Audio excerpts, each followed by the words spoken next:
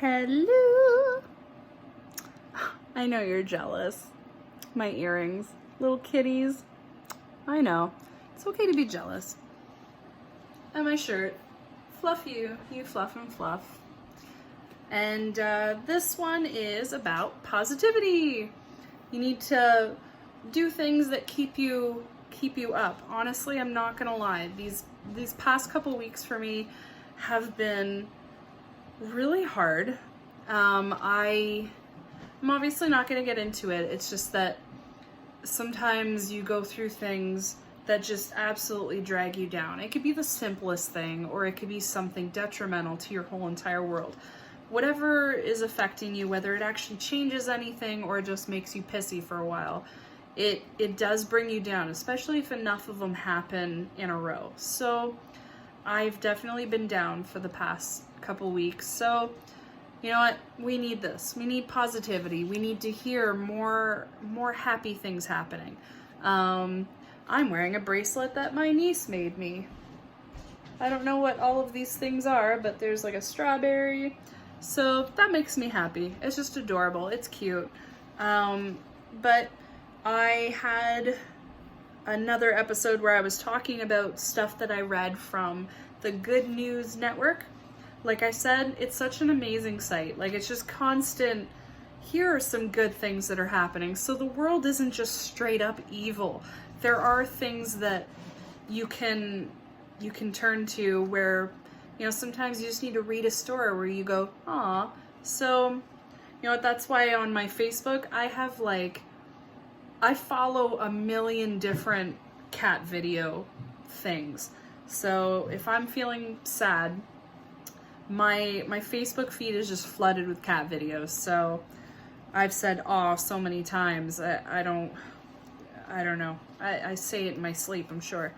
All right, so for the ones that I just picked 5 cute little stories. The top one, a musician playing his funkiest beats.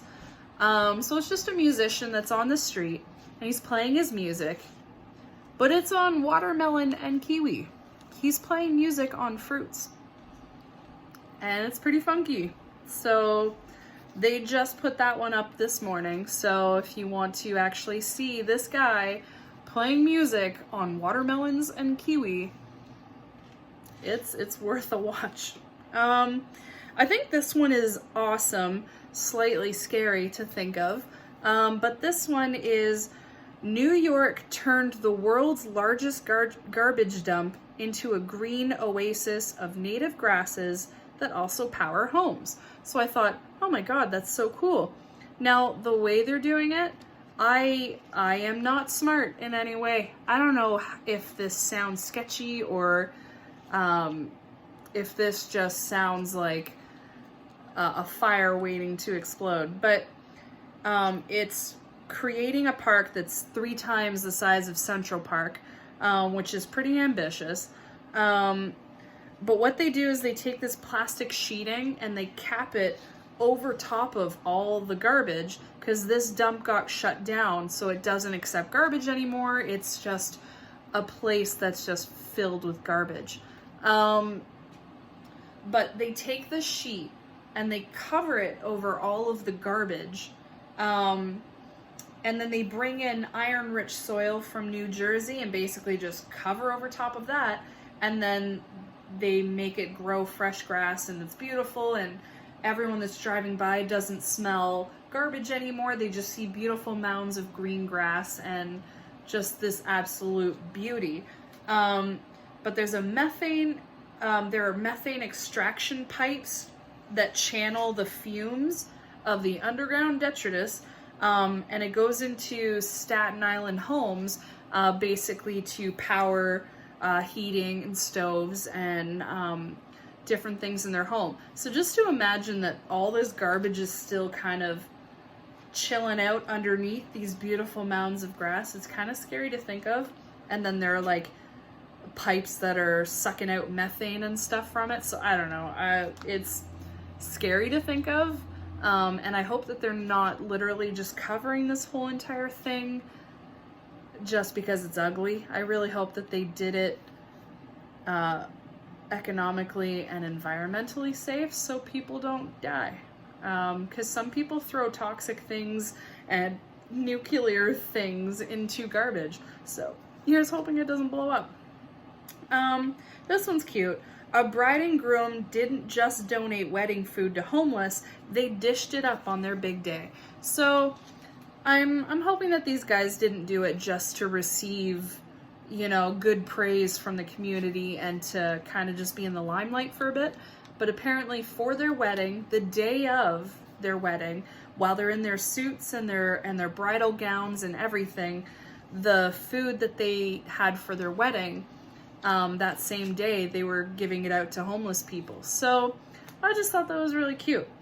When a loving Brazilian street dog kept visiting a car dealership, they finally hired him as a salesman. So they just have him chilling behind the secretary desk, and now and again someone will come in and talk about a car or something, and he's just there to kind of be like a support dog and just bark at cute things. So I thought that was adorable. Last one, floating movie nights, where viewers sit in socially distant boats, may be coming to the US and Canada. I think that's cool. I'm just worried for certain things. One, I pee like every 5 seconds.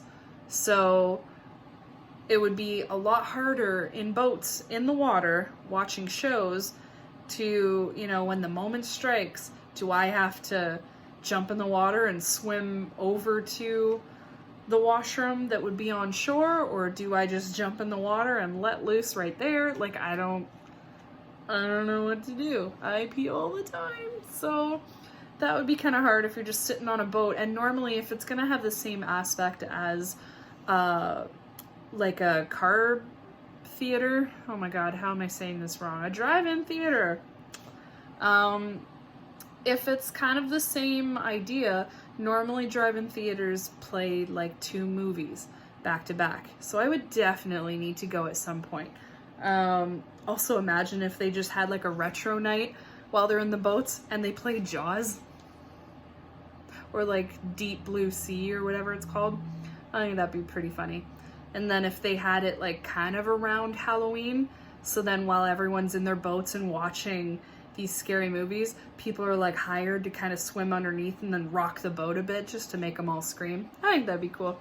But anyways, those are some of the stories that I looked up and made me giggle or made me go, oh, that's so sweet. So, like I said, Good News Network, such a good site to, you know, I mean, their literal motto is, you come here to feel good. And it works every time. I usually, after I'm done reading like 6 or 7 stories, I'm like, that was wholesome. That was very wholesome. And then you kind of think your issues aren't as bad as what a lot of people go through, and you try to look at the positive as opposed to negative. It's so hard to do. Like I always try to strive to think positive, and it never seems to work. Like I always think, okay, I'm gonna go to work and it's gonna be fine. And then as I'm driving to work, I'm like, yeah, but then this person's gonna do this, and then that thing is gonna happen, and this is gonna tick me off, blah. And it's so hard to stay on track. Like my mind just doesn't want me to be positive sometimes. So I'm going to put the link in the description below for Good News Network. So if you guys want to see your own stories, I think you can even backtrack and check out stories from way on back. So I think I'm actually going to go all the way back to my birthday and see what the headlining good news story was on my birthday, just for fun. But anyways, hope you guys enjoyed. Try and focus on the good. I know it's hard, but try. It's better for you to try and focus on the things that make you happy. Right? Try your best, guys.